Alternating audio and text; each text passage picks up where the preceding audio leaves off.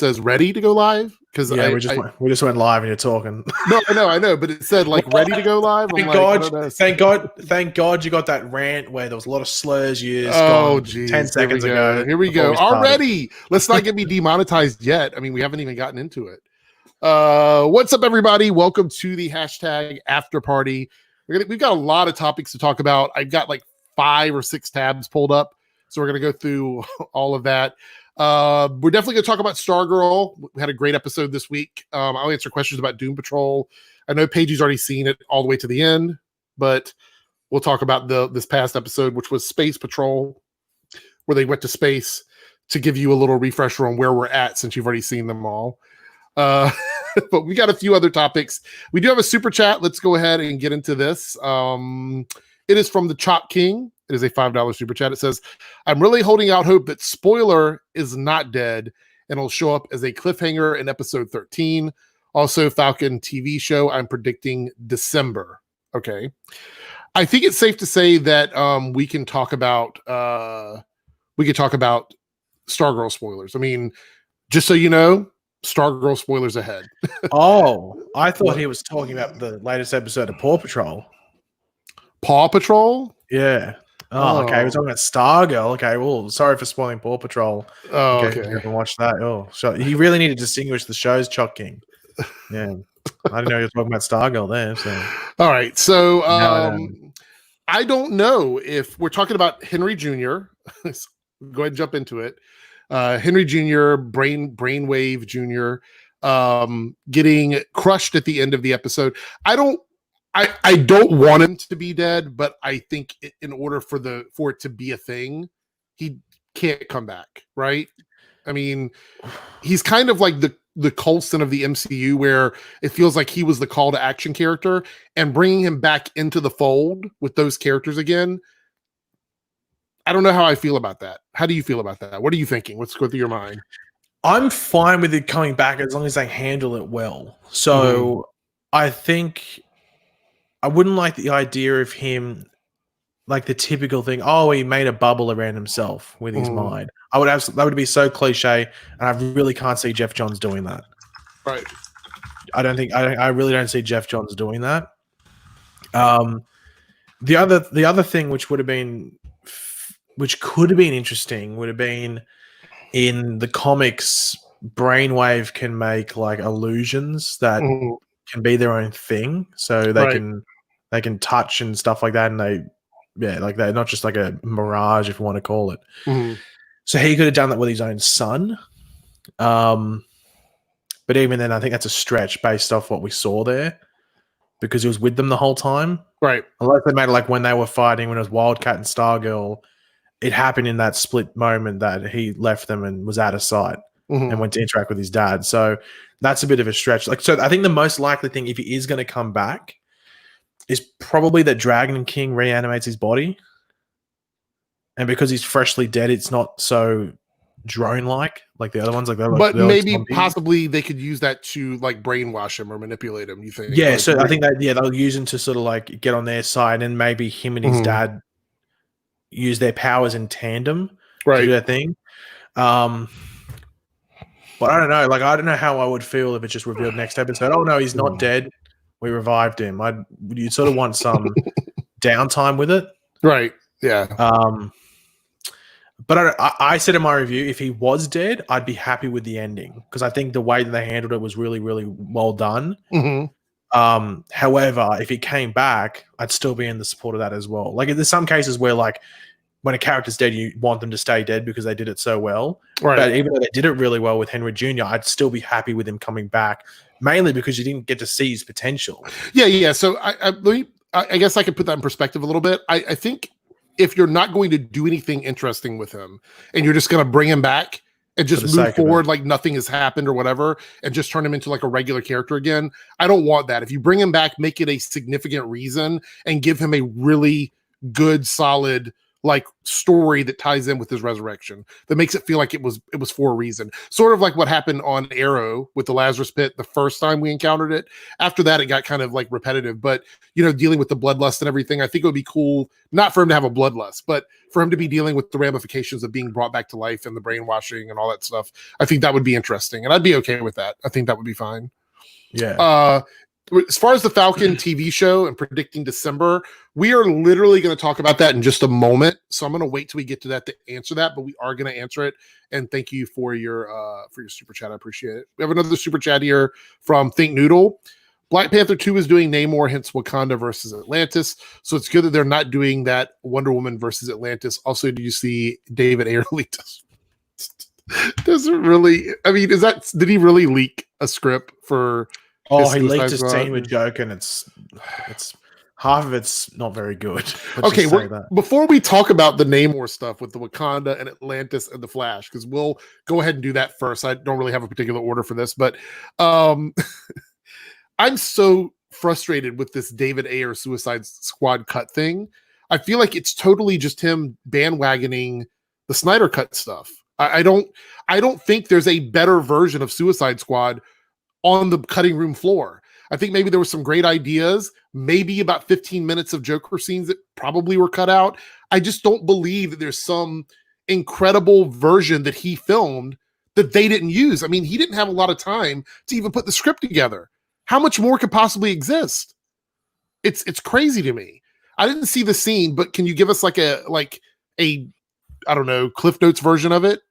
It's meant to be like a big reveal. Like he pretty much posted the script that would be like a twist in the movie, which was it was a Joker's working with Enchantress, and he comes out and says this line where it's like snitches get stitches or something like that. And I'm like, why would Joker be working with the Enchantress in the film? That doesn't even make any sense.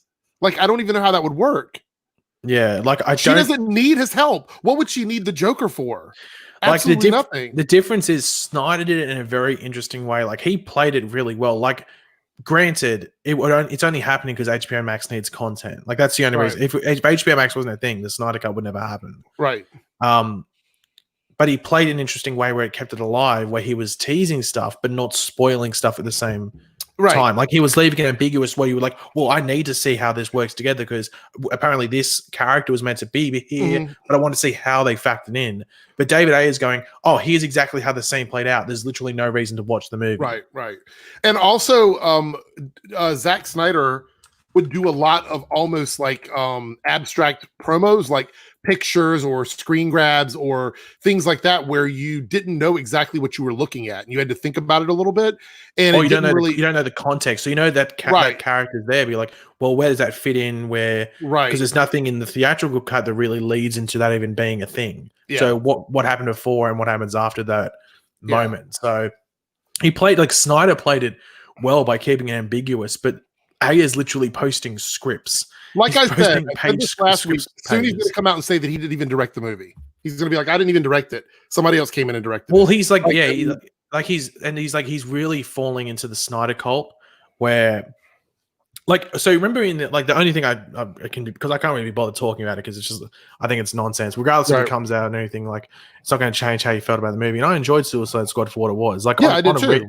On a rewatch, the middle third's a mess, and it's not a mess. Sorry, it's just so formulaic and boring. I went on record saying that I thought it was a good popcorn flick, and I still think it is. I think the first third and the last third, the first third I think is really good. The last third, I think I'm like, it's just generic. That's probably the best way to put it. Like not generic in like an ultimate like bad way, right? But nothing amazing happens in that last third. It just play by numbers and finish the movie. It's that middle third where it's like a video game, not even cutscene. It's a video game like, you know those games where you have to get to a point but you can only walk really slow. There's no sprint option, right? So you're just walking at a really slow pace, and it should take you like 30 seconds to run across.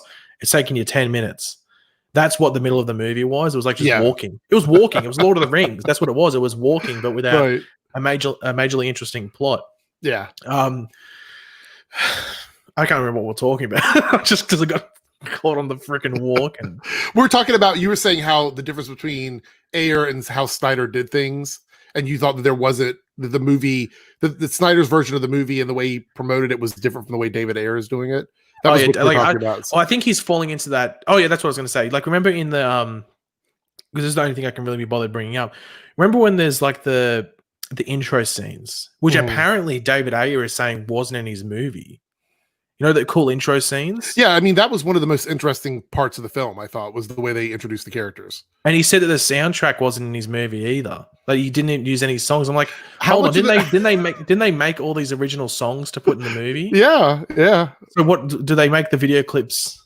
Apparently this movie was rushed, so they must have rushed those music videos, rushed the production of the songs. Where was he at when the film was being put together? That's my question. If none of this was your stuff, and like, what were you doing when all this was going on? Did you just take the paycheck and you walked out? I mean, yeah. But even if we go back to the thing, like how those clips at the beginning, is that thing where, you know, when it's like, it's Harley Quinn's and it says like, it stops on the screen. Remember it says like, help Joker kill the Robin or kill Robin or something like that. Yeah. And everyone was interested in that. Everyone thought that was sort of like a cool little Easter egg thing they put in there. It was like, okay, because people love mythology, they love lore, yeah, they love lore, they love a backstory, and it gave it to us at the beginning of the movie. And then he's saying, I didn't put that in the movie, that was Jeff Johns.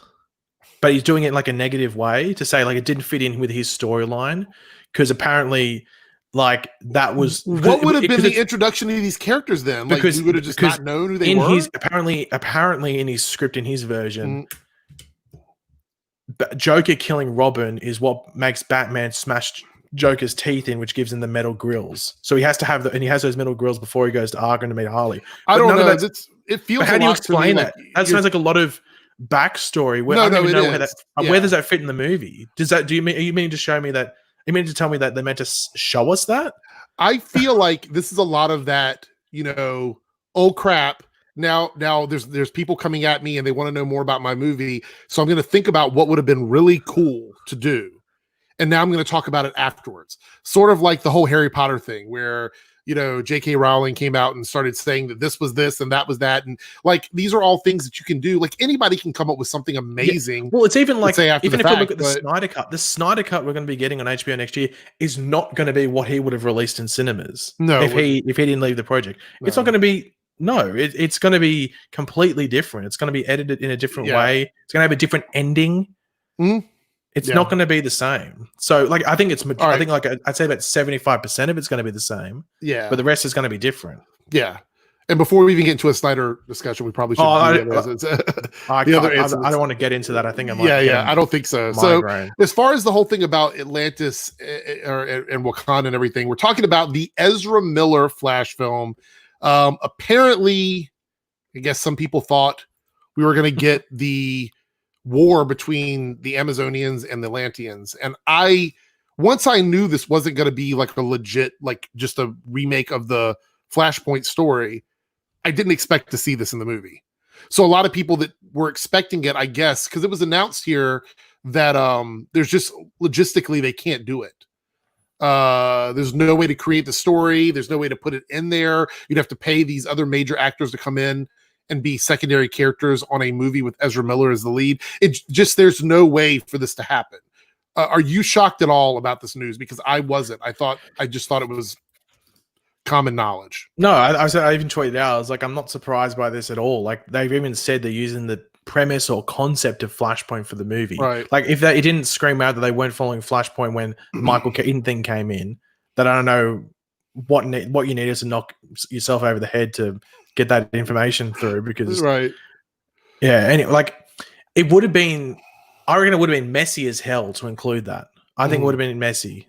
Really if you're not going to do the other elements of Flashpoint, then I don't need that either. Like just make it a brand new, completely different thing. Like I'm one of the people that I wanted to see like a live action version of the animated film from the comic books and everything.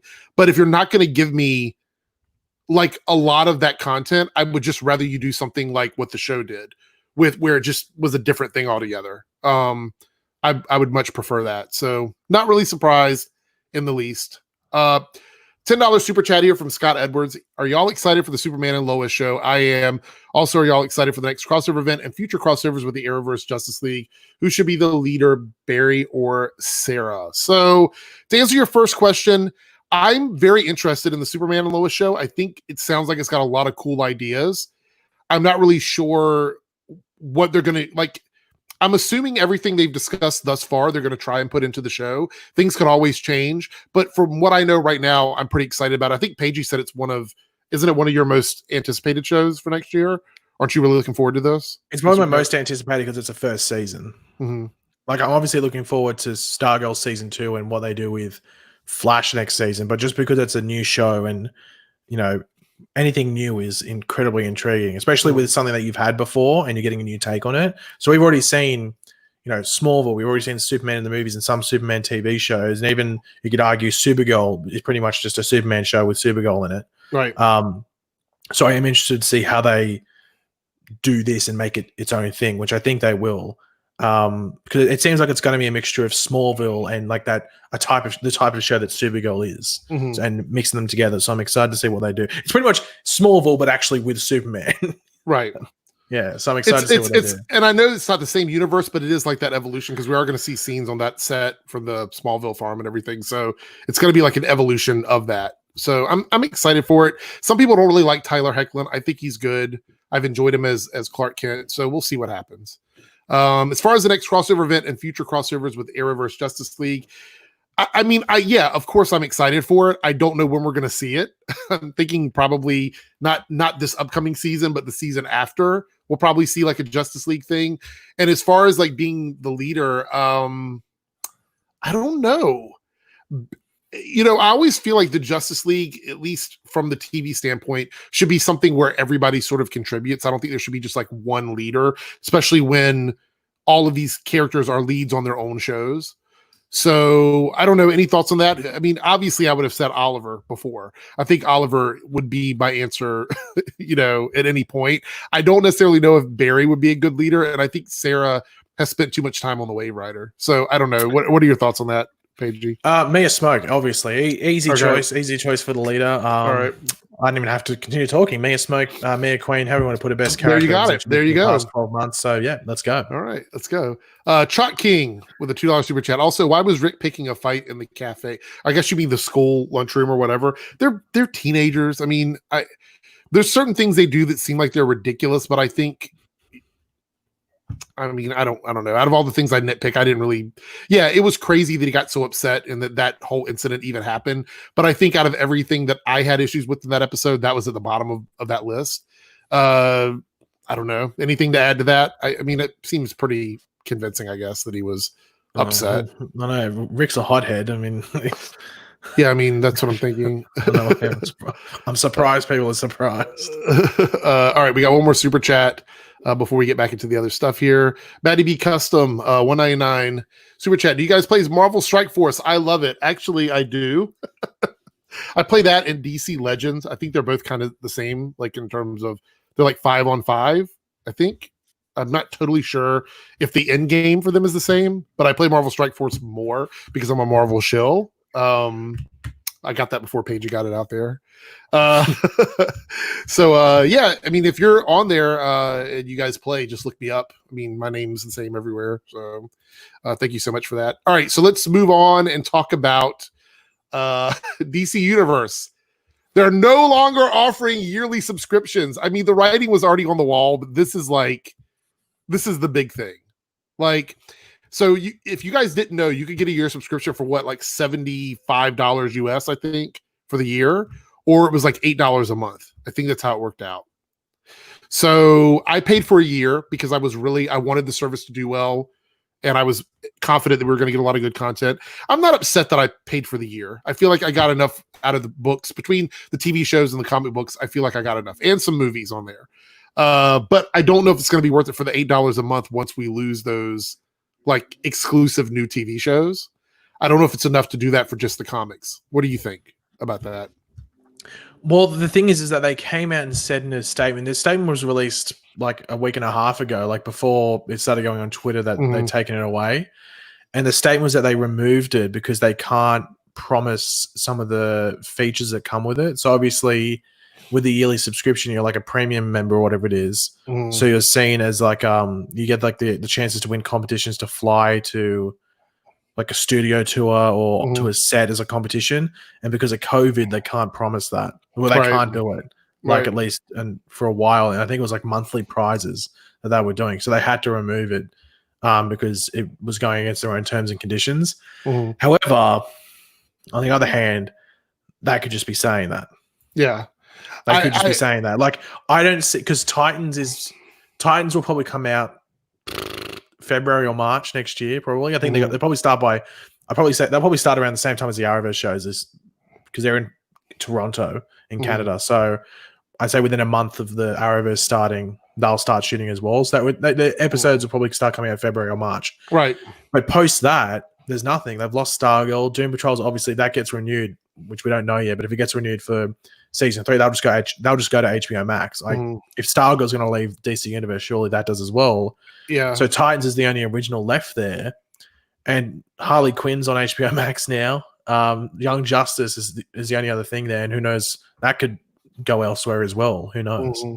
Yeah, I think Noodle says $5 or $6 for comics, making an add-on on HBO, just like Hulu. Like, if it was $5 a month and it was just the comics, I would be in, because but they need to make that international. Yes, absolutely. Like Marvel Unlimited is international. I would not want to pay more than like $5.99 a month for comic book access, because that's what I pay for Marvel Unlimited. So if you give that to me with DC Comics, then I'm totally on board with that. I think that's a good subscription model. And, you get a big variety of stuff. I did notice, I was looking today through DC Universe, and they've removed movies from it.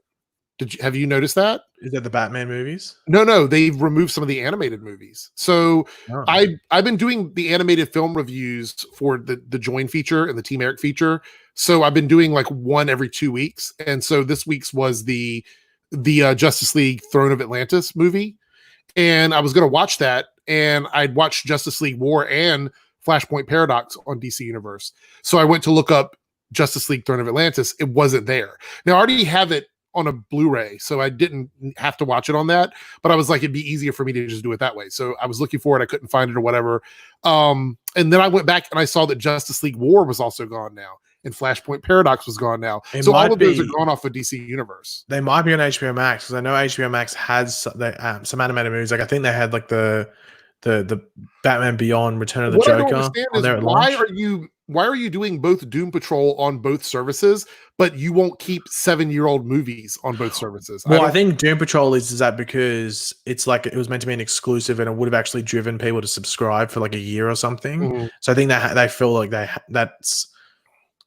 have to do that. Like it's in the incentive to do it. But I think with some of the animated movies, I don't think it'd be a very small amount of people, like under 2%, that would be going there. Oh yeah, I subscribe just to watch the animated movies. Yeah, like it'd be very low. Somebody mentioned something about add-ons for the Hulu. Yeah, that's how I have HBO Max. I actually purchased it. This is the crazy thing.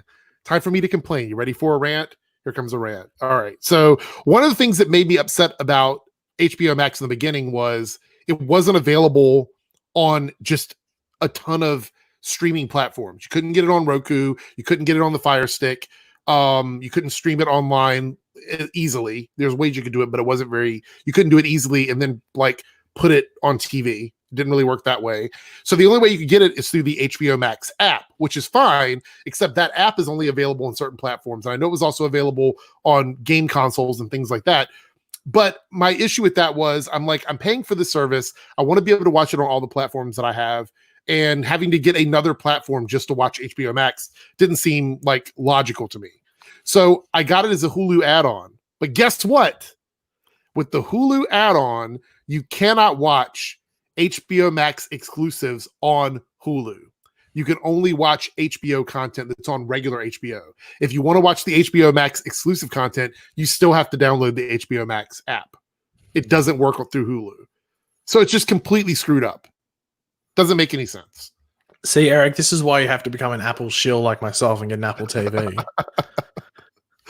Wouldn't have had that issue. If you had an Apple TV, it would have been easy. Would have been easy. Laura E says, "Do you think we'll see Justice League in the Arrowverse? Are we getting a new We were getting a new Batwoman, and Supergirl could be ending." So I don't know totally about the whole Supergirl thing. We speculate that Supergirl could be ending. I'm not really sure how concrete that is. But as far as Justice League in the Arrowverse, I think we will see that moving forward with the crossover events, at least the big ones. But I don't know if we're going to do you think we'll call them the Justice League? I don't think they will. Probably not. Woke Squad. All right. Let's see. Let's move on to the other news here, which is that the Falcon and Winter Soldier, my Marvel showness is getting triggered here. Falcon and Winter Soldier has been delayed on Disney Plus, and I have to say I'm very surprised. I guess because there was talk of this being done with a delayed release, like they were going to do like a early season and then split it off into another season and kind of keep content rolling. The fact that this is being pushed back beyond probably the rest of this year, some of it I get, but I think they said 95% of the series was done. That they only missed about 2 or 3 weeks of filming, and that they were worried they wouldn't be able to film the last episode or get the last episode done, right? My issue with this is just air them weekly, and if you get to a point where you know you're not going to be able to film that last episode for whatever reason, just delay it. And we'll just when it comes out, I don't understand. If you say you can't start filming till November, let's just say that for example, set a date and do a mid-season finale. Yeah, that's what I mean. I'm sure there's gonna be an episode that has a huge oh my god moment, and it might be like episode 6 out of 12 or 7, even if it's like 8 out of 12. Make it just like a little break and then have a month off. I know people talk about Disney Plus having it's got all these Disney films and it's got these cartoons and stuff. There's not a lot there. There's nothing I haven't. Disney Plus actually has less than DC Universe in terms of original content. You know what I've been watching on there? It's the only thing I've been watching. I watch Simpsons, but sometimes you get too much Simpsons. So I mean, Simpsons is like every now and then. Usually I put it on and then I go to sleep watching it. It's the thing I've watched the most on there is ancient history documentaries.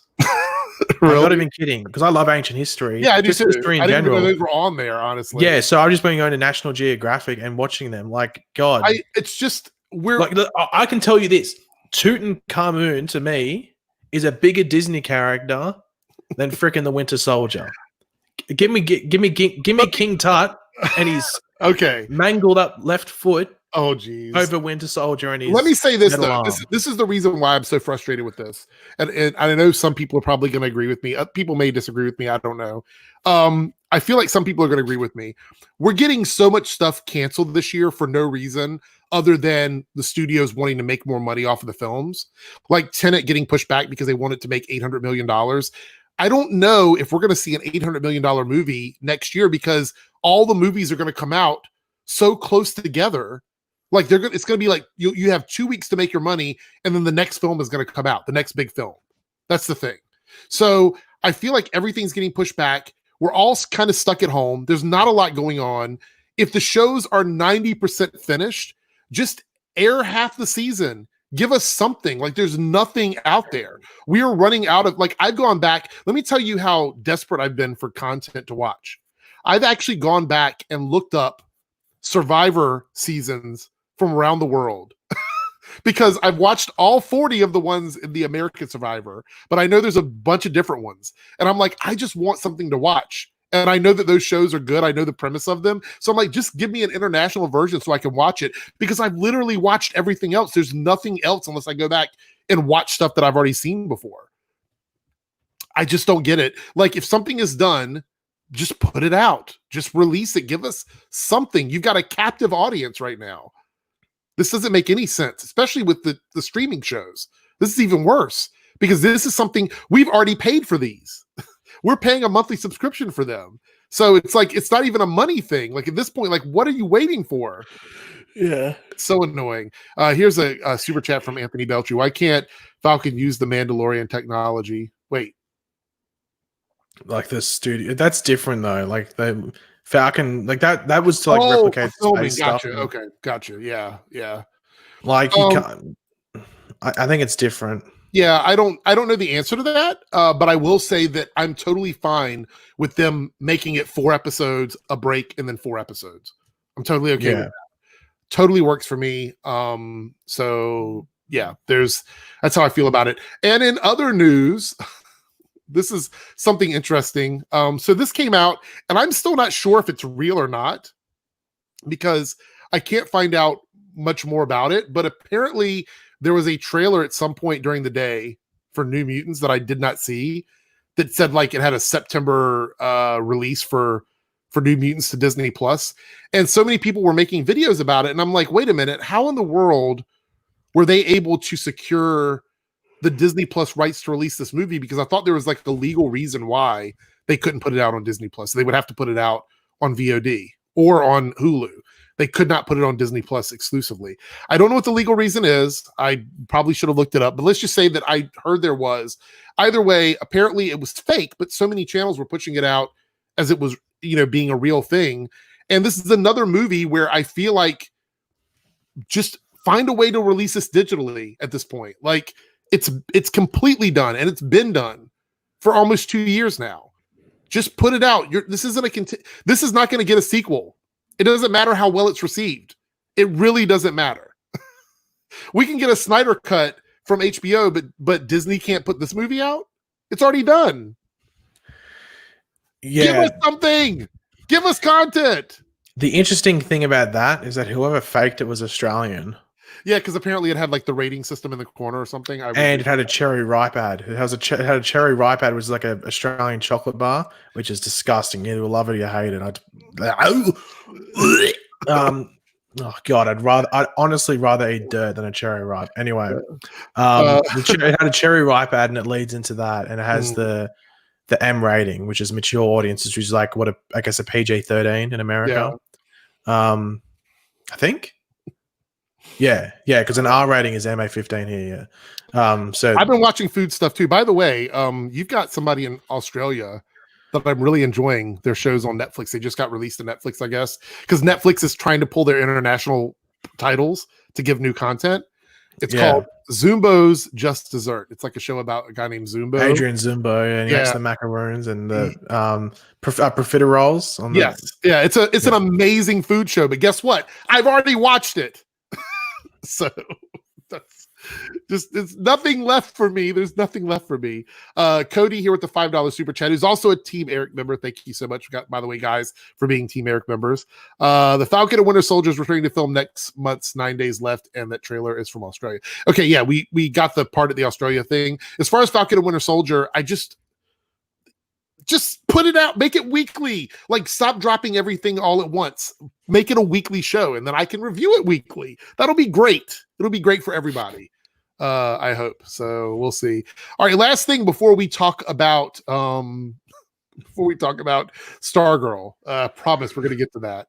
So this one is funny, and I just want to talk about it briefly because I don't really understand this. So apparently Ray Fisher decided to go on Twitter and basically, I don't know, campaign for his barber to get a credit on the Snyder Cut because it wasn't in the theatrical version. And I totally, 1,000,000% this guy should get credited. 1,000,000%. Why are we doing it this way?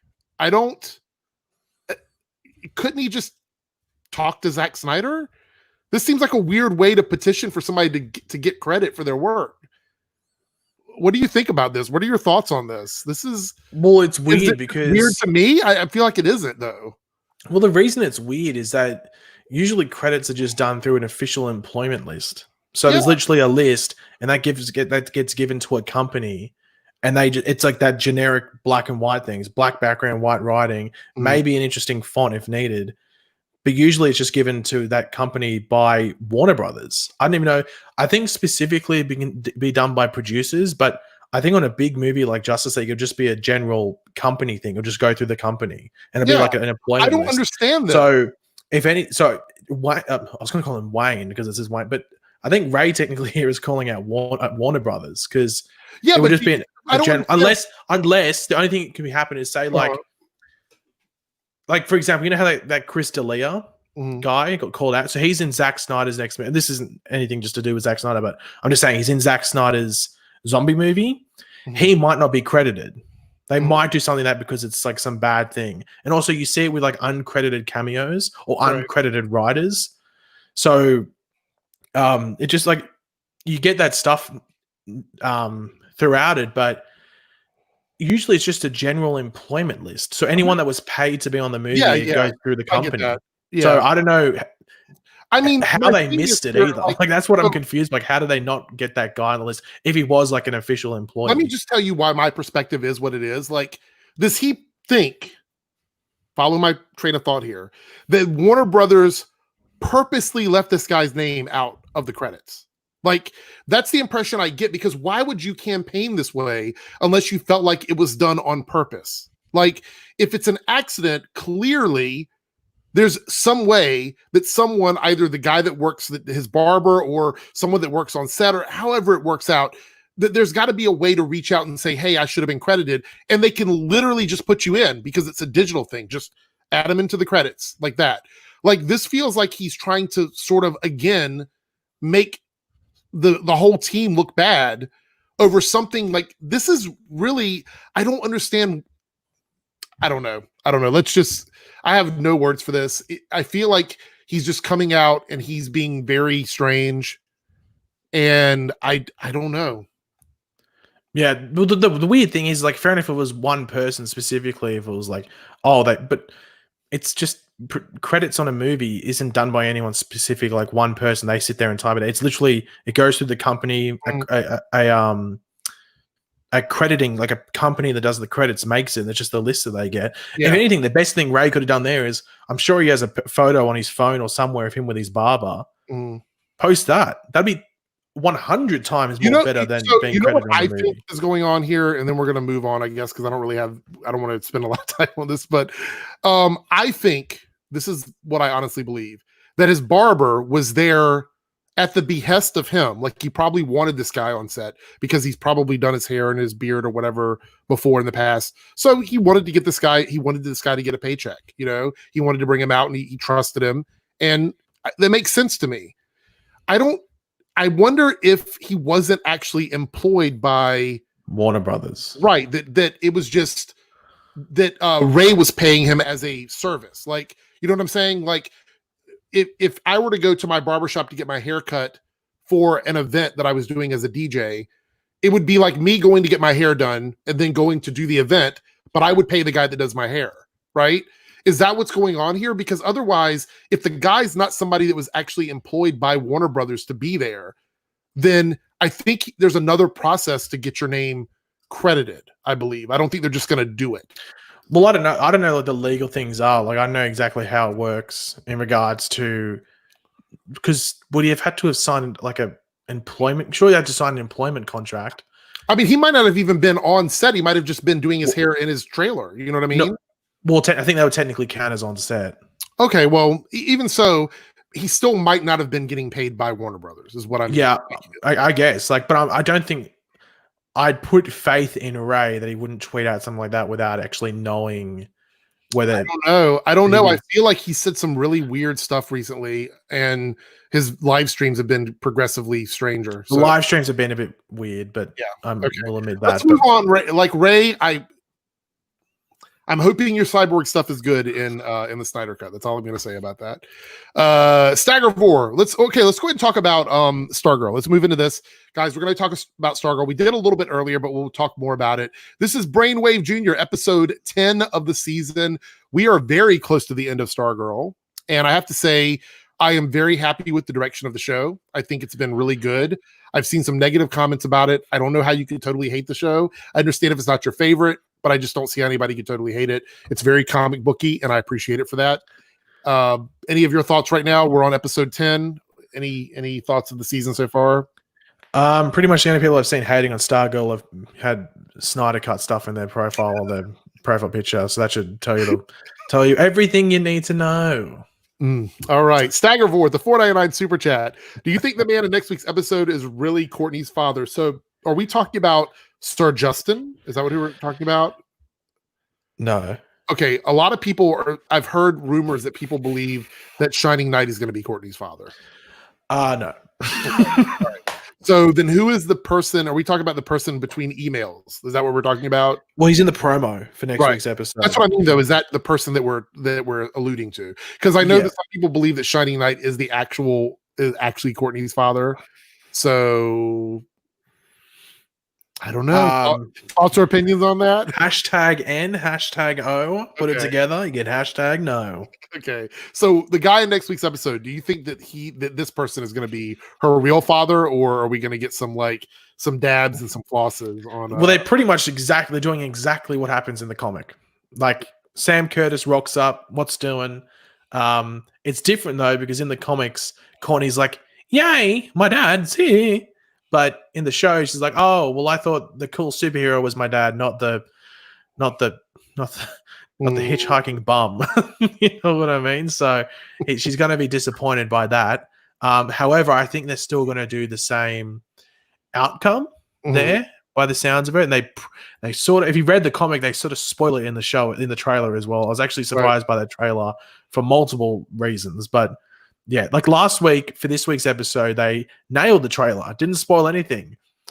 Not the same for episode 11. They did the complete opposite there.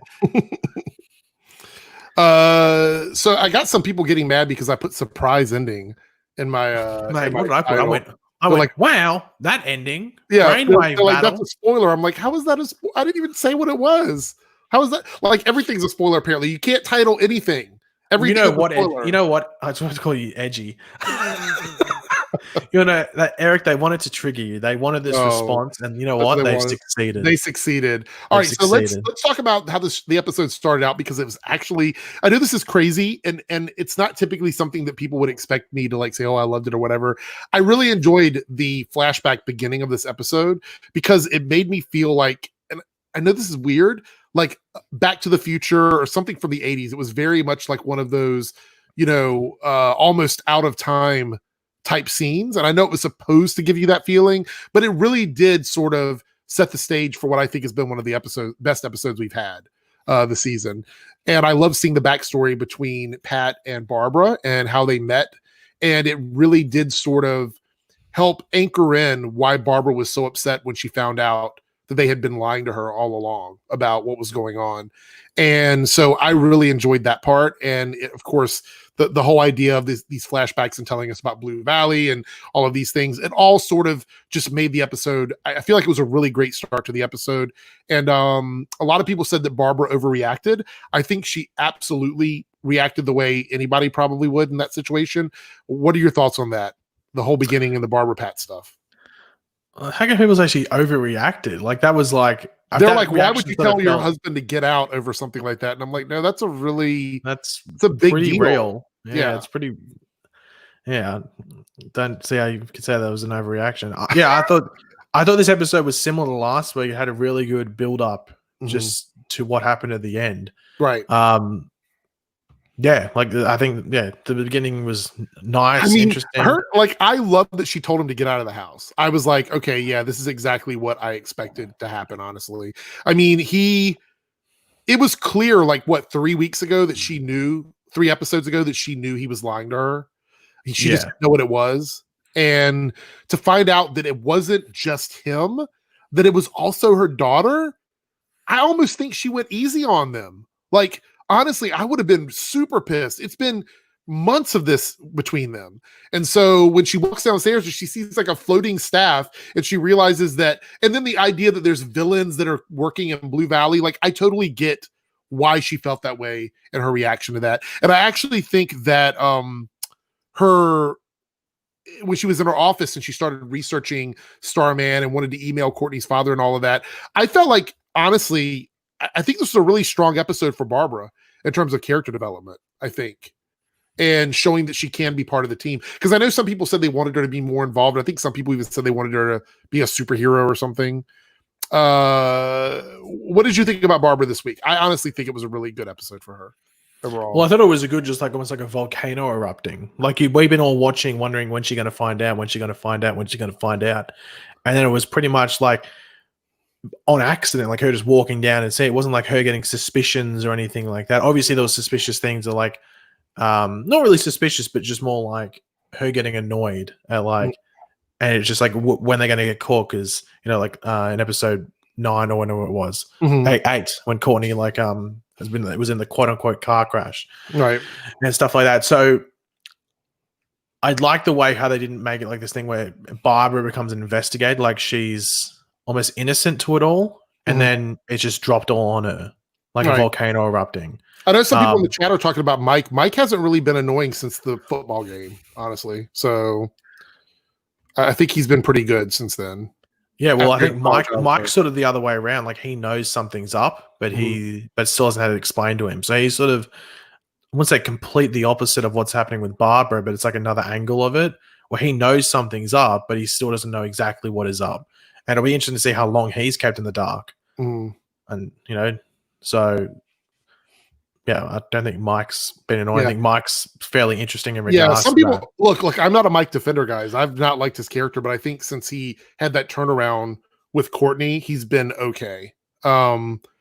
We'll see where his character goes. We only have a handful of episodes left, so I don't know how much they could possibly do with him. We'll have to see before the end of the season.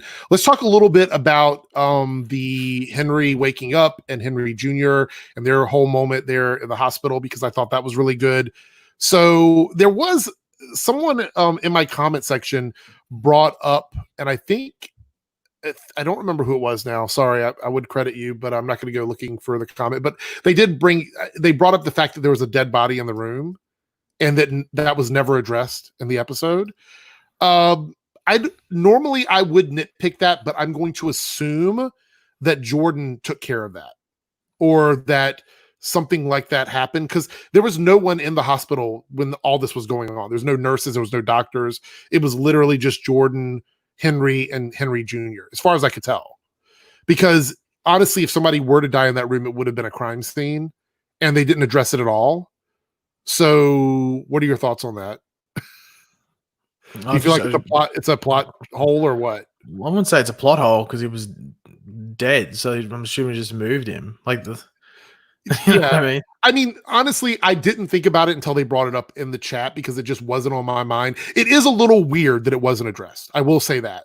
Like, I feel like there maybe something should have been mentioned. I think the big thing to remember is that these episodes were originally filmed to be about 50 minutes. So they are cutting stuff that they don't think is vital. And I don't think them spending 2 minutes explaining where the body went is needed. Well, you know especially if it doesn't.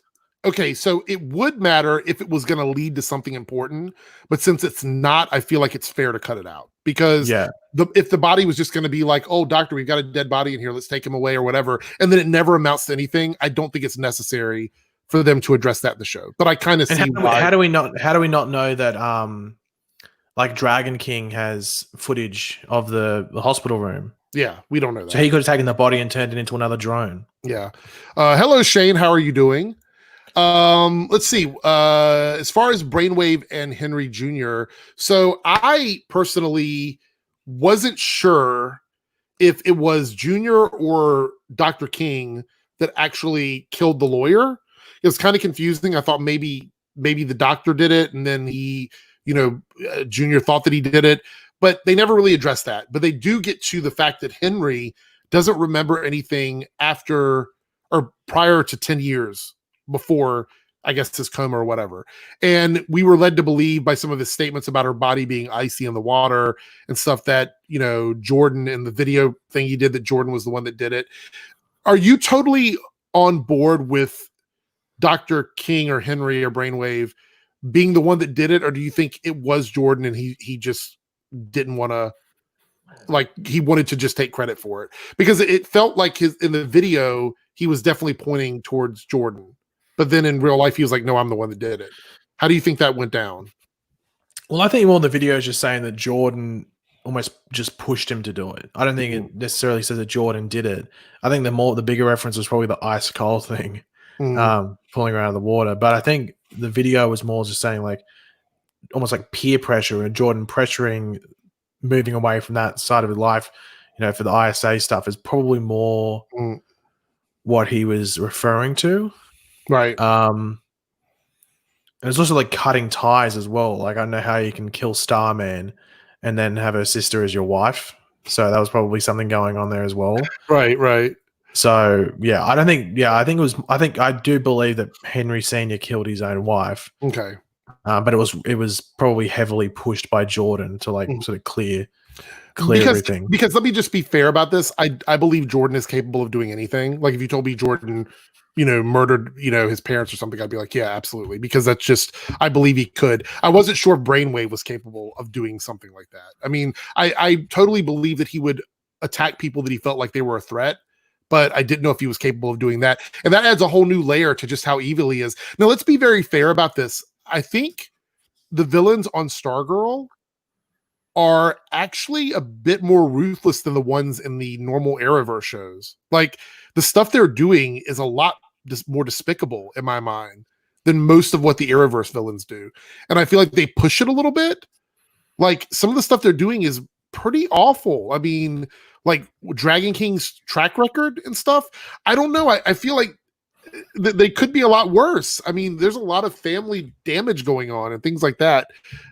So I'm definitely scared of these characters. I think they're very frightening in terms of what they're willing to do. I mean, you saw what happened to Henry Jr. at the end of the episode.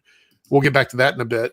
But yeah, so as far as that goes, and with Henry and Brainwave and everything, we're going to talk a bit about that. Let's move on and talk about the staff, because this is something that I talked about quite a bit in my video.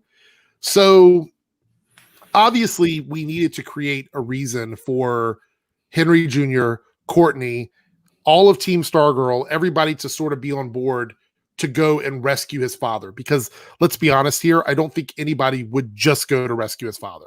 There had to be another reason why. So the staff getting captured was a big part of why they decided to go, because they're like, we need to get the staff and save his father, I guess, as a secondary thing, because the team was not very happy about, Courtney picking Henry Jr. over everybody else, I guess, in their minds anyway. I felt like the staff did a bit too much by itself in this episode. I don't understand how the staff knew what was going on in the hospital, why it decided to go to the hospital, how it was capable of doing what it did. It just feels to me like the staff is almost, I mean, it looked at a picture of Icicle on the wall, like it has eyes.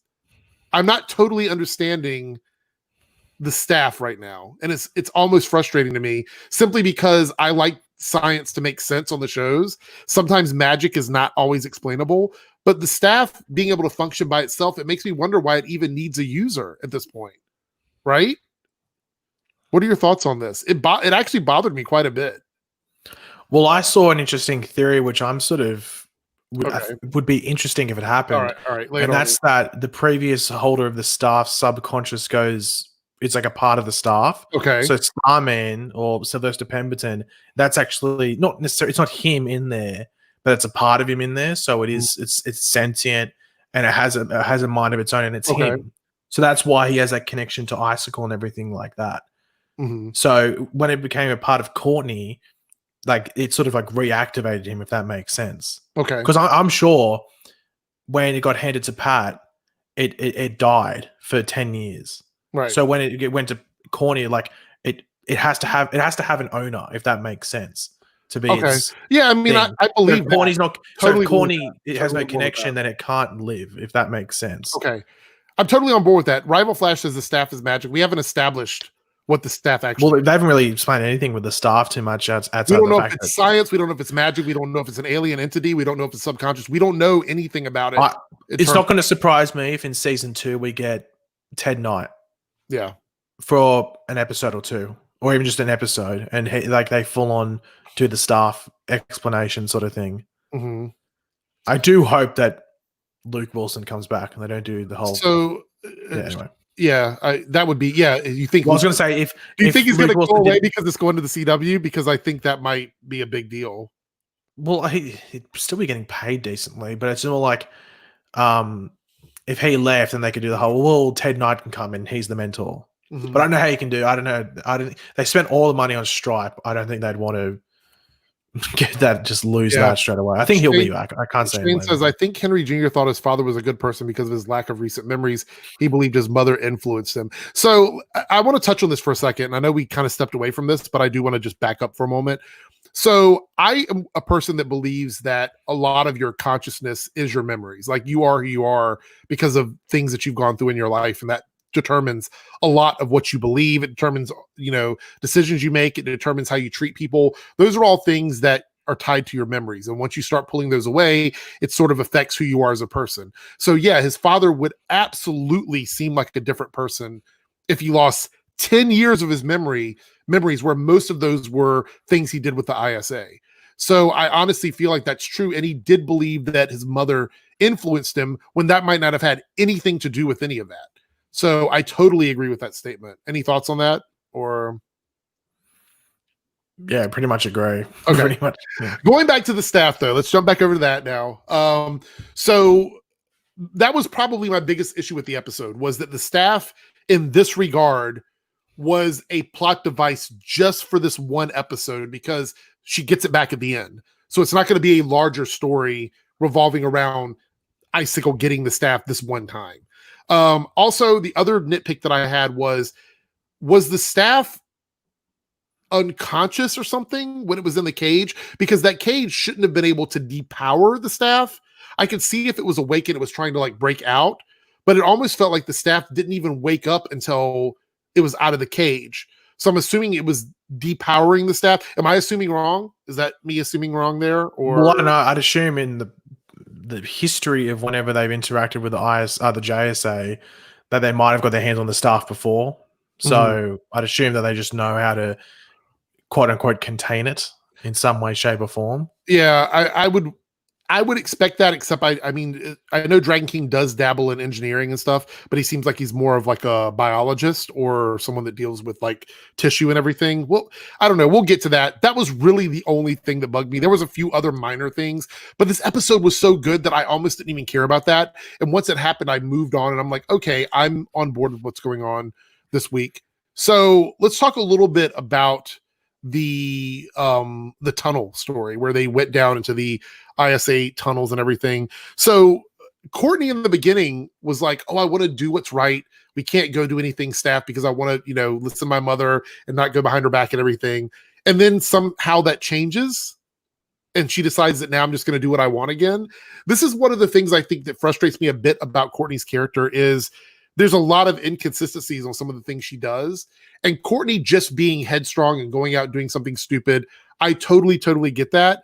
But in the same episode, it was almost like she completely forgot that she was trying to do what her mother asked her to do within like a day's time. So that bugged me a little bit. But I will say it was worth it in the end, because I think the fight scene in that tunnel or in the base was probably the best fight scene we've had all season. Second to the one when they fought the Tigress and Sportsmaster.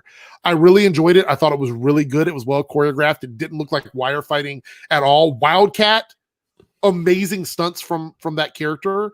I think it was probably the best of the season for me. Do you have any thoughts on that at all? Or well, I sort of disagree about Corny being going against sort of, because it was set up that like, oh, well, they've got Brainwave and they've got the staff and everything like that. Like she didn't know that the staff was there. I see everybody in the comments are thinking what I'm thinking, like the split up thing. I literally facepalmed when she said that. I was just like, oh, bad idea. Like Corny didn't know exactly what happened with the staff and everything. Like as soon as Henry tells her, along with the fact that they got her father, that's fine. And the fact is that she tried to ring Pat. It's not like she just went off. Like I get that. It was like act now. We need to act now. And Pat's like, well, eating a pizza, can't answer. Sorry. Here's my only problem with that, okay, is she was beat up by Shiv to the point where she ended up in the hospital. I think it's totally reckless at this point for her to continue to do things without at least leaving a message or getting in touch with someone and telling them what's going on. It is 2020. There are voicemails, there are text messages. Just calling and not getting an answer, to me, is not enough to just go ahead and do it and not tell anybody. I think that's just so stupid. And I understand she's going to be reckless, but there's a point of recklessness where I'm just like, this is dumb. You know better than this, and you should know by now. You would think they would, which is why I think what happens at the end of this episode, I hope, is a call to action for them to be a bit more careful and concerned about their well-being. Because Beth is literally, she's a target. So, I don't know. I see what you're saying, but I have reservations about it still, Yeah, I just don't know how Pat being there helps it at all, because I would have done that anyway. There, but knowing what she was, or knowing where she was going, because if anything would have happened to them in that base, that's it. That's it. Pat would have no way to save them. Well, you know what? You know, good girl Courtney. She saved Pat's life. She knew that it was dangerous, and she was like, "Well, if I can save one life, I'll do it right now." Pat tried to ring you. If you actually answered, it could have been your death call. It could have been. I don't think you can thank me later. I don't think I'll ever be comfortable with how reckless she is. I just don't think so. I think it's going to be something that's going to bother me, because anytime a character, like, I had these same complaints when Nora was on The Flash. Just going out and doing stuff without thinking is the most infuriating lead character on any show, because I feel like they need to at least understand what they're doing and understand the risk. And I just don't think she gets it. And as a lead character, I think that's dangerous. I mean, he could have let Solomon Grundy out. You know how bad that would have been? This whole situation was just not thought out at all. And so I don't see any progress in that department. So that's my only issue with it. So I'm just never, ever going to feel comfortable with that kind of, like, just careless behavior. But that's just me. But again, I was okay with it because it led to that amazing fight. So I think you're going to agree with me, I'm hoping, that it was the best, or at least one of the best fight scenes we've had in the whole show this season. No, I'm full on anti-woke, anti-SJW now. It was the worst fight scene. Girls fighting? Sorry, not in my show. Sorry, no, I can't. No, seriously, no. Sorry, it's too woke for me. I think that I think it was really well done. I don't think there was any bad CG. For once, I really had nothing to complain about in the fight scene at all, which is weird. I see in the comments we're split there on our thoughts. Some people are agreeing with you, some people are agreeing with me. About about the stuff with Courtney. I'm always right, so that's I'm a shill. I'm always going to go in the direction of that. So anyway. SJW leftist shill. Somebody said they're going to clip you saying that and take it out of context. Great, get ready for that. I would say I was quoting Eric. So anyway, we got to see Dragon King's face. I thought it was great. I kind of was expecting a little bit more frightening, but it was fine. Like, I think it was fine. It was pretty much at the bare minimum. It was what we were going to get, and it was just it was a shot in the screen. That's fine. I actually wanted to see Cindy get out to fight. That would have been extra. If we could have got Cindy out too, that would have been perfect. Would have been a 10 out of 10 episode for me, because I would have really enjoyed that. So, but Solomon Grundy didn't get out either. So I want to have this conversation with you, because this is a pretty heated topic when it comes to my comments about Our Man. So I say that anytime someone has some level of super strength, they have to have some level of durability, because you can't give somebody super strength but then the bones of a regular person. Because if they were to punch a building or punch something with regular bones, it doesn't matter how strong you are, they're going to crack. So I feel like Our Man has some level of durability or invulnerability. He may not be able to stop a bullet, but I think if he's fighting with somebody, he's going to take a punch better than a regular person. Do you think that's true, or do you think that's not true? I think it's partly true. I don't know if his durability would match his strength. Because even the guy that plays him sort of hinted that it's the other enhanced factors are sort of going to come along on the show. And he also said, he pretty much confirmed that the precognition thing's going to happen, where you can see an hour into the future, which I don't think they were going to do on the show, because it's only in some of the Hour Man stuff. Mm-hmm. So it's not like a consistent thing with the character, but it's a cool thing they can use with the show. And I wonder if they'll do it by the end of the season, or they'll leave it for season 2.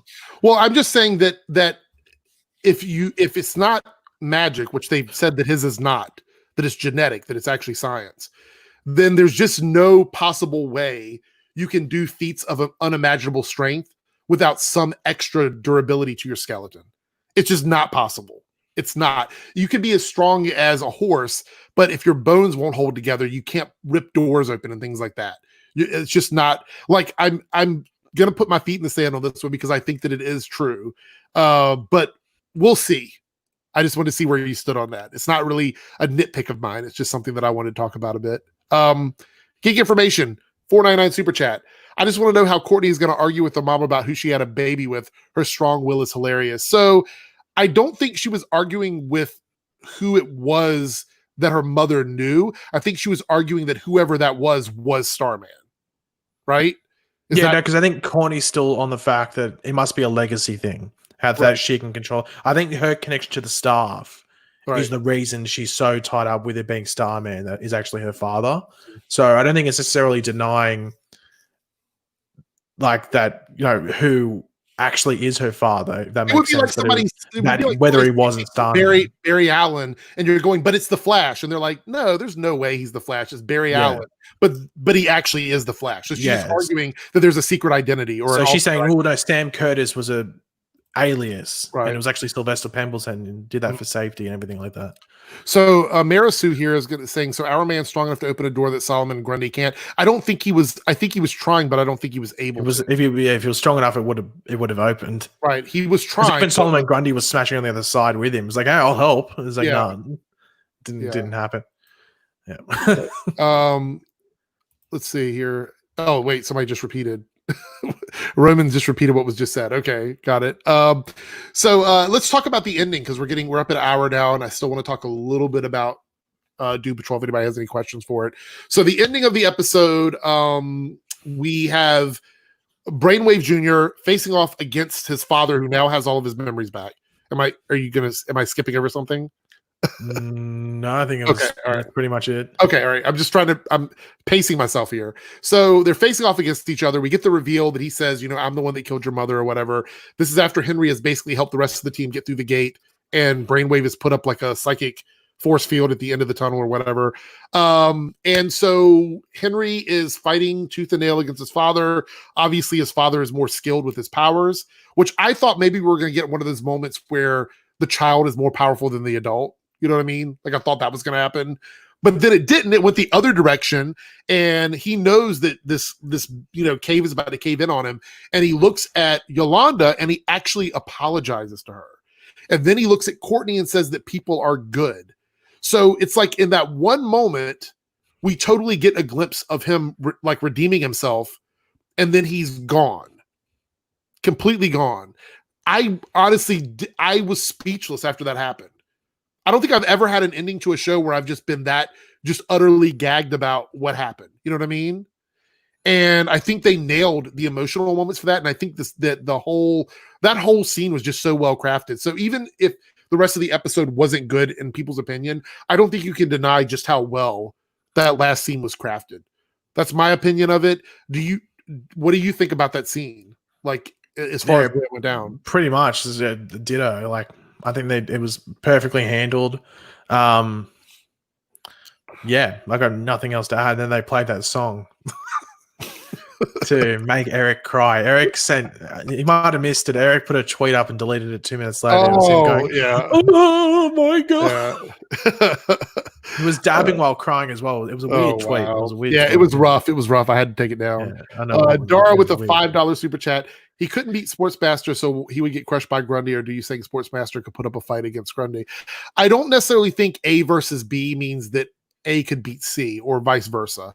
I think there's certain characters that are definitely better versus another character. Yeah, that's different to say, because it's already been confirmed that Sportsmaster is meant to be the best fighter in this world. Right.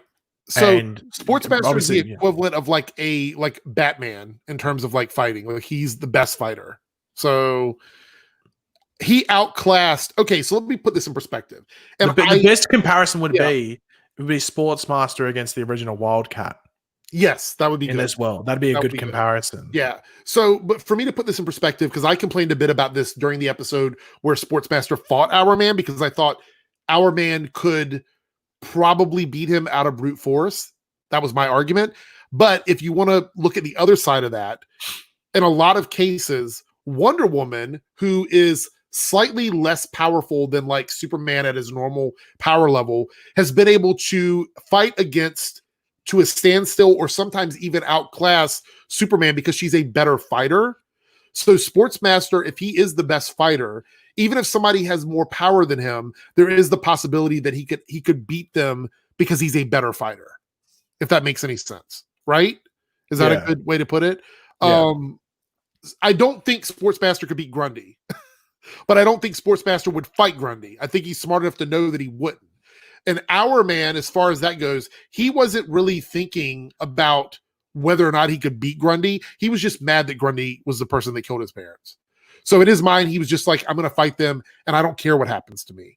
I want to fight him because of what he did. So I don't necessarily think that he would have been able to beat Grundy, but I would have liked to have seen a fight with him being upset about what happened to his parents, facing off against somebody with that much power, because I think it still would have been an interesting fight. That's just me. So yeah, I don't think he could. Listen, did I say he could beat Grundy? I never said he could. I said in my video I'd like to see the fight, but I don't think he could beat him. I think Grundy would definitely beat our man at his current level of skill, for sure. There's that. Anything to add on to that at all? Dab on them haters. Let's see. Anything else Stargirl related? I don't think there's anything else to talk about in that. I mean, we could talk about the email. I think Shane brought that up. No, that was one about Yolanda. You said something right here. The email Barbara sent is curious. We're going to get the payoff for that next week. So anybody who's curious about that, next week's episode should answer that question, or at least continue the mystery of it. I will say that Barbara needs to get better about the security on her desktop, though. Like, as long as they were gone, it should have locked itself. But we had to have that shot there. So in the comment section below, leave your thoughts on scores for the episode. Like, what would you score it on 1 to 10? Because I gave it a 9 out of 10. It was almost a perfect episode to me. If it wasn't for the stuff with the staff, I probably would have given it a 10 out of 10. Really, really good stuff. Anything else you want to add for Stargirl? I think the show's really good. And I think people if they're not watching it, they're really missing out on it. Can't wait for next week. I pretty much say that every week, but can't wait for next week.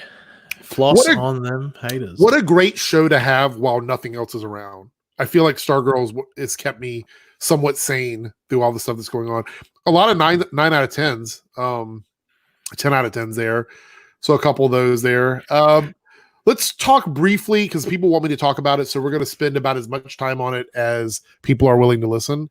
The Doom Patrol episode Space Hold on. Patrol. Yeah, start talking about it. I need to visit the little boy's room. Okay. So give me a minute or something. All right. So Doom Patrol, everybody wants me to do reviews of it. I don't know if I can review the show, and let me tell you why. Let me explain why it's difficult for me to review it. Doom Patrol doesn't take itself seriously. So it's hard for me to do what I do on a show where the show itself doesn't take itself seriously. I can't critique the science of it because the science is all weird. I can't critique the character moments because they're all going to be weird. There's nothing really for me to critique. Like, I don't think, for me to nitpick Doom Patrol would almost come off like I'm just finding reasons to be mad at the show, because it's just that kind of show. So it's hard for me to review it. However, I don't mind talking about it on the live stream here, because then I can give you guys like a Q&A where if you want to ask me questions or you have comments about it, that would be fine. But yeah, as far as like reviewing it week to week, I know there's people that do it. Boba, I think, still reviews it week to week. I can't do what I normally do with that show. It just doesn't work. So that's why I do not review it every single week. Yes, Tom, I actually talked about it at the very beginning. Dab on them haters. We actually talked about it at the very beginning. So once this is done, you can go back and watch that part because we discussed it. But thank you so much for being a member of Team Airrick. Shane says Doom Patrol is heading down a similar path to Legends. Yikes. Do you think it's what's happening to the show? No, I think the biggest issue with Doom Patrol is that it really has no story. It's really character driven, and I think that's what really can turn some people off. I think Doom Patrol is one of the shows where you love it. It's like your favorite show, right? Well, I mean, not your favorite show, but it's one of your favorite shows. It's like an 8 out of 10 every episode, not, or you just don't get it, and you just don't care for it. So I'm going to address this in two ways, and this is not throwing shade whatsoever. I don't want you to take it that way at all, to you or to anybody else, because I don't want to do reviews for it. It's just, that's I'm pretty much in the same boat. I feel like, yeah, go ahead. I do reviews for shows that I want to do reviews for. Right. Like if I want to do a review for a show and it gets 2,000 views, I'll keep doing it. If it's a show that like, it's just a show that I don't want to review. Could you imagine? Okay, you know what I do, right? My job is to nitpick everything that I can in an episode. That's really what I do, right? That's how I approach the shows. It is hard for me to do that. What are you going to say? No, nothing. No, I'll keep it to myself. It's hard for me to do that on Doom Patrol when Doom Patrol it takes the piss out of itself. You know what I mean? How am I supposed to review and nitpick a show that literally doesn't take itself seriously? It's not even about the storytelling. I like Doom Patrol. I watch it every single week. It's a fun show. I don't always like the episodes, but there's nothing for me to really critique. I haven't watched Boba's reviews. I don't know how he reviews the show. It's not something that I could sit down and talk for 10, 15, 20 minutes about. It's just not. So that's just it, you know? Well, as I said, like it doesn't really have a story. Like the story is usually very, very basic and, to be honest, just very just there. It's there to facilitate the character growth, and that's pretty much it. Like, and even then, some of the characters aren't even involved with the story. Like Cyborg's off the entire season, like just doing his own thing, and then So, and you can even argue the same for Larry and Rita. Even though I guess Rita's there more, but like Larry's gone. So the show is about the characters. It's not really about any sort of story. It's not like how Flash will have, and like while they have a quote unquote big bad in each season, so it was Mr. Nobody in season 1 and Candlemaker in season 2, there's no real story guiding them along. You know what I mean? They're more attached to one character. So that's probably and as I said, I think that's why you have people that love it. And it's like an 8 out of 10 every episode, or most episodes. But then you have people who, I'm not saying they hate and they give it a 2 out of 10, but they just don't have the time for it. Right. Like they just go, okay, I don't get this show. I don't even know what it's doing. I'm going to move on. And that's probably the biggest issue. I think it's where it struggled to find an audience because it is super niche. It is super niche. It's probably the most niche show along with Swamp Thing that's been released as a comic book show. Right. But I actually in a main way would appeal to a general horror audience more than Doom Patrol would appeal to a non-comic book audience, would be my thoughts on that. So Marisu here, Eric admits he looks for reasons to hate things. Where did I say that? I said I like to nitpick shows, but that doesn't mean that I'm always going to find a reason to nitpick them. How can I give something a 9 out of 10 if I'm watching something that I hate? That doesn't make any sense at all. It's because you're anti-woke and anti-SJW. Let me watch stuff that I hate so I can literally just make videos. No, it's called my reviews are called Rant and Reviews. That's the name of the freaking videos that I make. I don't know how people, like when people come on and go, you're being too hard on it. That's what I do. Like I watch the shows and it literally, let me tell you, when I sit with my friends and they will tell you they don't like to watch stuff with me because I micro control everything in the episodes. Like I'm watching them and I'm like, okay, that I don't believe that. I don't believe that. That bothers me. Let me give you an example. Okay.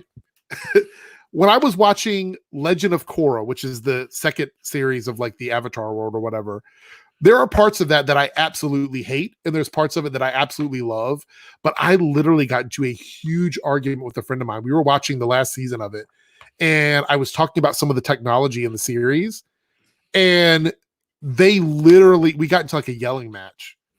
They're like, can you just watch this and stop talking about everything in the episode? I just want to sit back and enjoy this, and I can't do it when I'm watching it with you because that's all you do. This is how I am.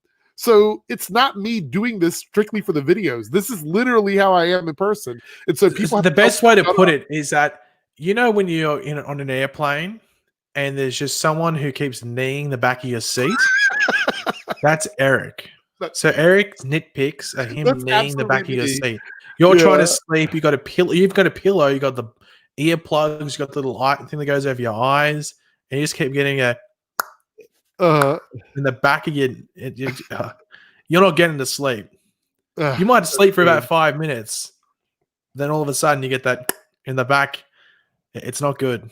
It's not good, and that's Eric's nitpicking. So here we go again. But you review Stargirl. I don't get it. Look, not trying to force either of you to review anything you don't want to, but Boba's probably going to start reviewing Olga. Okay, fine. Then he can do that.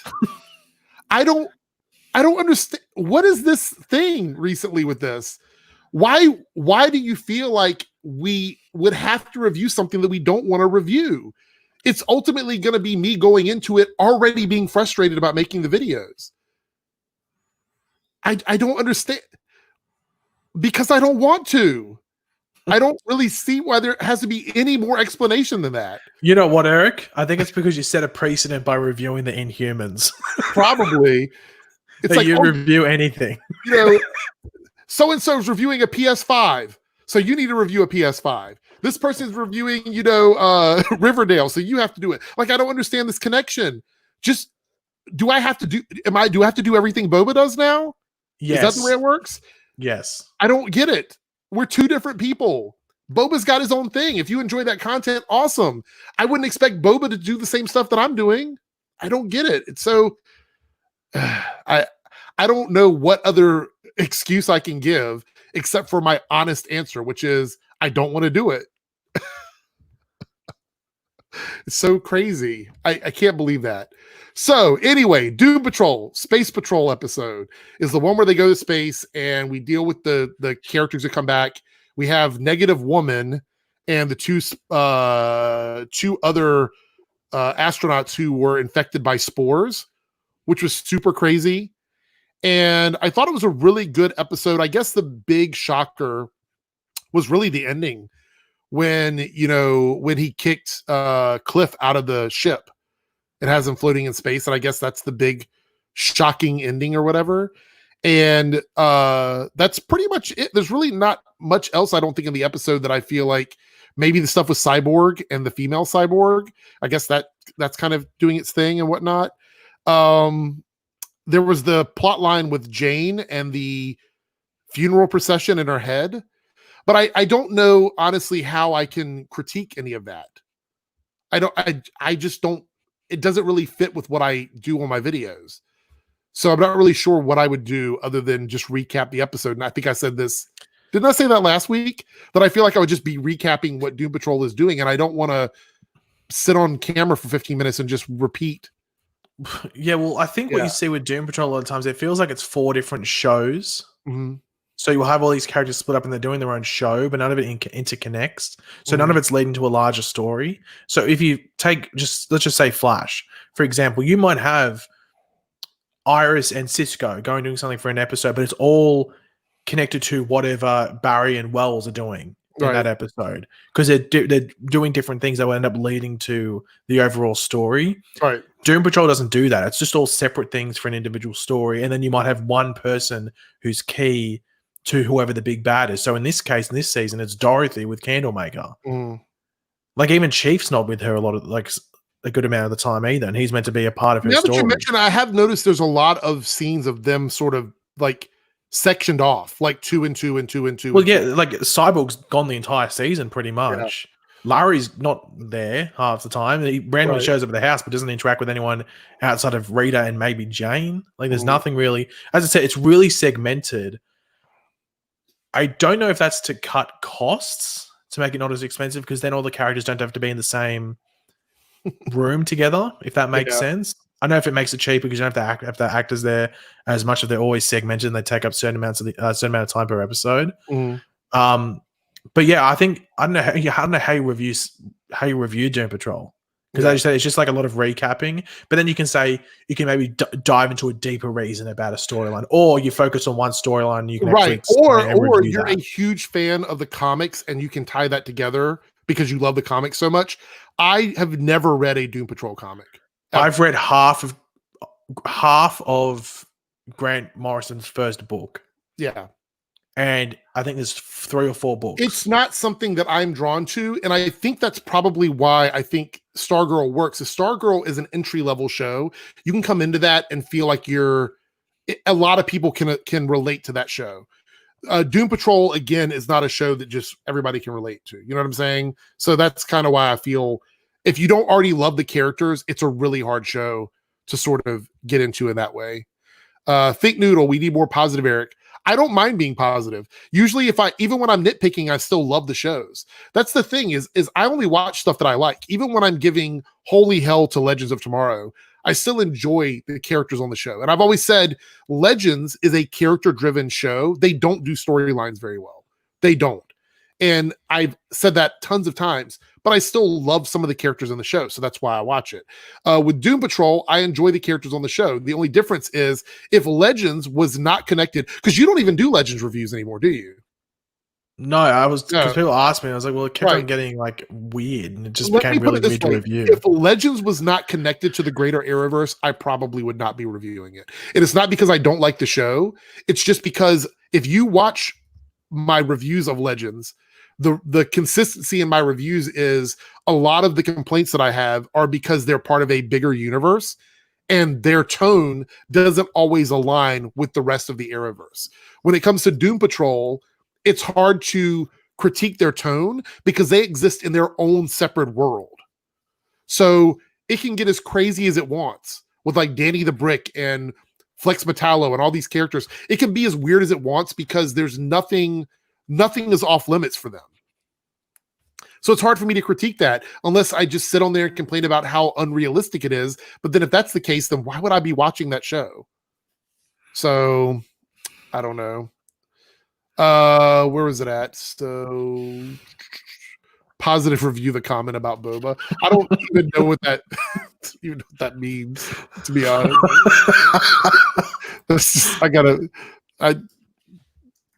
I don't know. I have no idea how to even do that. Positive review Batwoman. Did you see my latest Batwoman video? Go watch that one.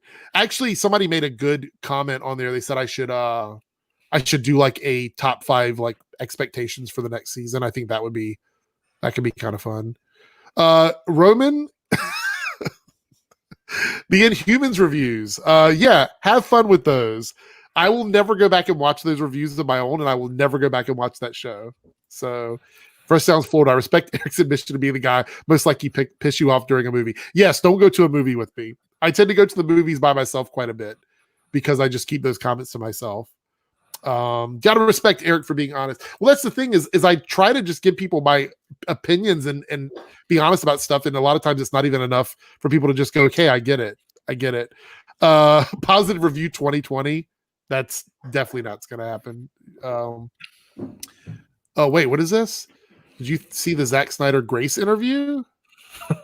Wait, you made I think, I don't know how long that thing was, but it was literally a bunch of nothing. It was pretty much them promoting the SnyderCon thing that's happened, JusticeCon, whatever it's called. Oh, that's literally the only reason the interview happened, and he revealed nothing.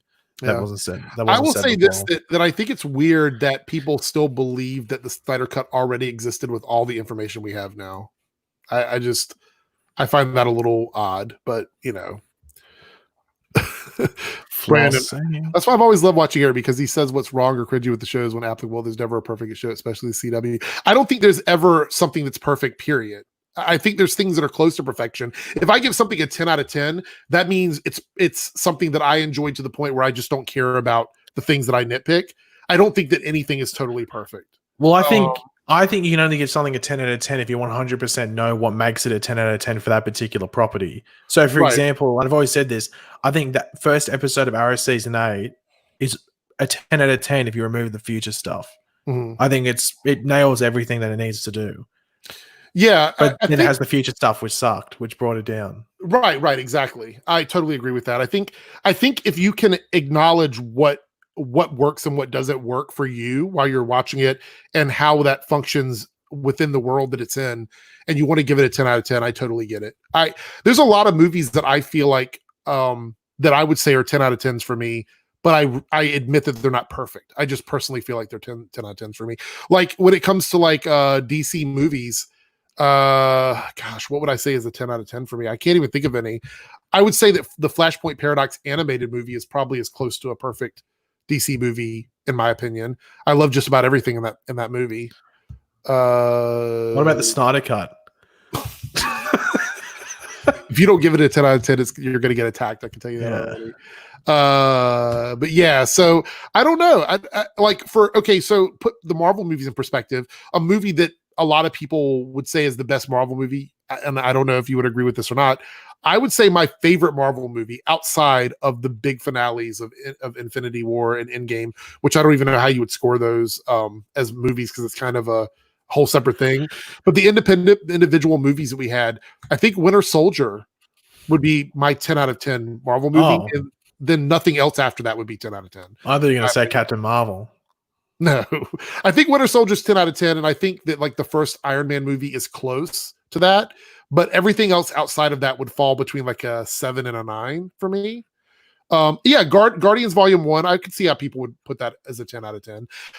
So you guys know I love realism. It's something that I really enjoy in shows is when something can be fantastic and crazy and obnoxiously boombastic, but still feel like it exists in the real world. And I think Winter Soldier was the end of that in the MCU where reality and over-the-top stuff sort of ended, because after that we got to like things that just were beyond like comprehension. Whereas I believe like the fight scenes between Winter Soldier and Captain America in that movie were just like best of the best. And it reminds me of like Arrow seasons 1 and 2, especially season 2. This is an odd question. What season of Arrow do you think had the best like fight choreography? I would say season 2.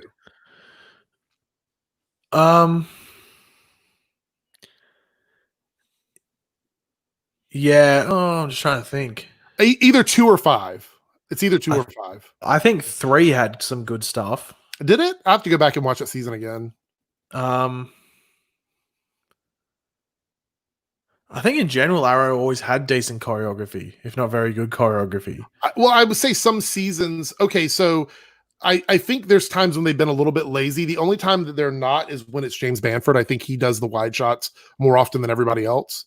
But I think for me, the reason why season 2 and 5 stand out is because I think the Deathstroke and the Prometheus fights were always really well done for the most part. Yeah. But yeah. I don't know. Yeah. Cam, yeah, I probably agree with that. Season 2 and 5, even though I think 3 from memory had good stuff. I'm gonna go back and watch season 3. Cam says the first Avengers is also a 10 for me. I can see that. I think as far as a team up movie, it doesn't get much better than that. But I think that's also there was a lot of hype going into the first Avengers movie. So somebody had a question here. I think it was Laura that I wanted to answer before we wrap everything up. Do you think that they could do a future Iris storyline while she's still in the mirror world? So I guess you mean something like the Iris storyline from Black Hole, where she's from the future or whatever. I don't know if they're going to do that. I mean, they could. They totally could. I don't know if they will. Do you have any thoughts on that at all? I can't really see that happening, to be honest. I mean, I think that if they wanted to put time aside for that, they could. But yeah, I don't know. Tommy, are you going to tune into Justice Con, San Diego Comic-Con, and ReactorCon this week? Apparently, Snyder is showing a clip and having an announcement. I'll definitely be watching San Diego Comic-Con. I don't know about the other ones. I think Justice Con is just a creator thing, right? Isn't it? Yeah, like everything. Like honestly, I don't. Yeah, I can't be bothered watching it. Like whatever they release would be shown online anyway. So right. I'll just watch it then. I don't know what ReactorCon. That's the thing that people wanted us to be on or something, and I never got an invite to that. It's not really something I do anyway, so I'm not surprised. But yeah. You're my favorite reactor there, Eric. Ray Fisher, Snyder, and Porter will be in on it. So you just made it obvious not to What? What? What did you? No, I didn't catch that. No, let's move on. I'm reading here what Tom says. He goes, Ray Fisher, Snyder, and Porter will be in it, talking about the Justice Con or whatever. But I don't think they're going to reveal anything there that they wouldn't reveal somewhere else, right? The thing is, they said that pretty much what's confirmed is that there's meant to be a clip, which will be the Martian Manhunter clip. That's what's being said, which I don't think would be the case because he made that clear that's something that he still needed to film. So I'm assuming it's going to be something minor, like, you know what I mean? And the announcement, I reckon the announcement, if it's small or something, it's probably going to be, I don't know, people were saying it's a Man of Steel extended cut. I would totally watch that though. I love Man of Steel. It's my favorite. Well, knowing Snyder, because he doesn't know how to make a movie under 3 hours, it probably would be a Man of Steel extended cut. My brother said the first 20 minutes of that was like the worst thing he's ever seen. The whole like Krypton stuff. I actually liked it. I enjoyed the Krypton stuff, but he said he hated it. All right. Yeah, I'm organizing my dad jokes for now. Okay. Well, I've got 3 jokes, 2 bad ones, like they're literally bad ones, and then a long joke. Whoops. So okay, so I will go first. And then because you want to close it out, right? So I'll go first, then you, then me, then you, and then me again for the third one. Okay. So here we go. Here's the first one. Are you ready? Yeah. Are you sure? I mean, I guess. Okay. Why did the monkey fall out of the tree?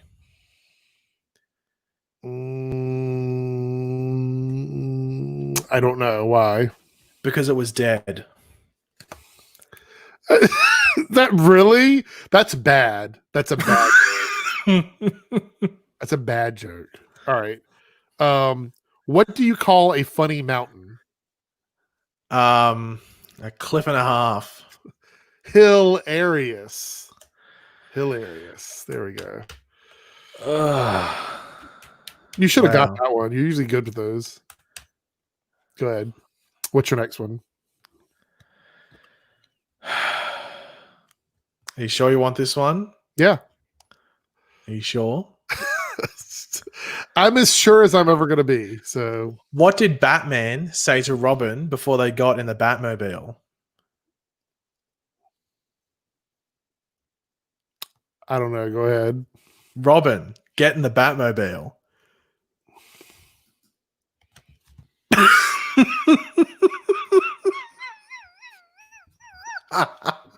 Rage quit? Really? That's not even a joke.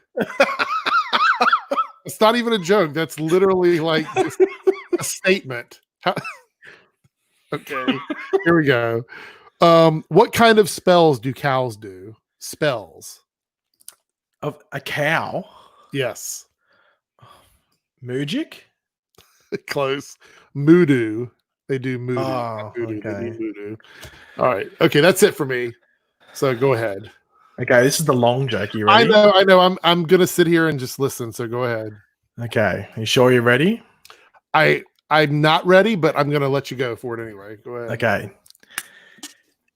There's this horse, and he's seeing a rock band. He thinks, "Hey, I could go do that." So the horse calls up the music shop the next day and is like, "Hey, I want to learn the guitar. Just one problem: I'm a horse." So the employee says, "Don't worry, we can do that." So the horse goes, gets a guitar, learns guitar for a few months, gets really good at it, and is pretty happy with himself. And he goes, "Okay, now I can start my own band." So he calls up his friend who's a cow. Coming back to your joke, and says, "Hey, I'm pretty excited about this band I'm starting. Do you want to be my bass player?" And of course, the cow replies. So the cow calls at the music shop, like the horse did, and says, "Hey, I want to learn the bass. Just one problem. I'm a cow." "We can do that," replies the music shop employee. So the cow learns and starts playing with his buddy. They're in the band. Okay, you catching up?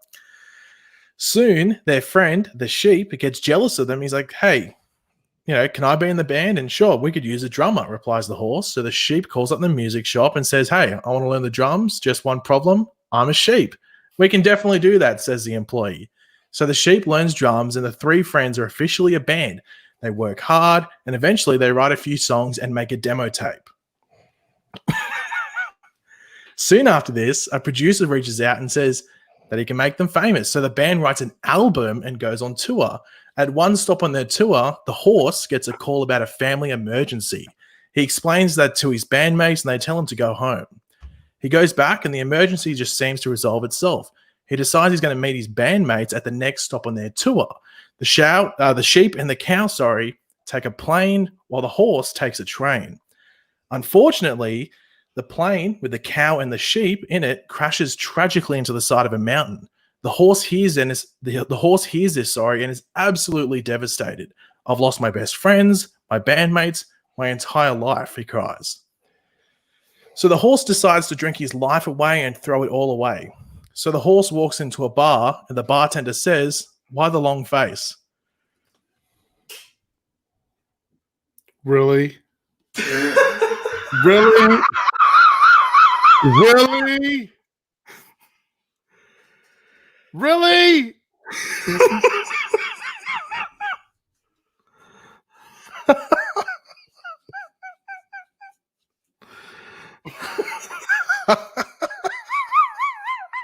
The end of that joke is literally the entire joke.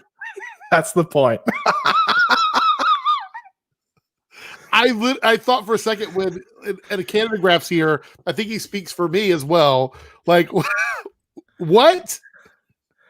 That's the entire joke. Too long for nothing. What do you rate Pagey's joke from 1 to 10? I want to see rates down in the comment section. What would you rate his joke from 1 to 10? I want to see some true and F's in the chat. F's in the chat for that joke. I never want to hear it again. It's dead. It's buried. It's gone. A 0. Look, a 1. Somebody gave you a 1 for that. That's God. People haven't heard shaggy dog jokes, I guess. Wow. All right. So with that, negative 10,000 out of 10. All right. So with that being said, we're going to get out of here. Thank you guys so much for coming in. If you missed any of this live stream, it will be up on YouTube at some point in the next couple hours whenever it gets done processing. We talked about a lot of stuff. So even long jokes. Why the long face? The long joke. That's why. When am I going to stream on Twitch? When I get 50, I think I have to have 50 followers or something before it starts counting towards like the thing over there to get like bits and stuff. I don't know what it is. It's something like 50 followers. I have to look into it. It'll probably be a game though. I'm going to do gaming streams over there. I was going to DJ over there, but apparently their music situation is just as bad as it is here on YouTube. So there's that. Anyway, I'm out of here. Come back and watch this video after we're done. Pagey, I can't believe, can't believe that joke. So we're out of here. See you guys later. Floss.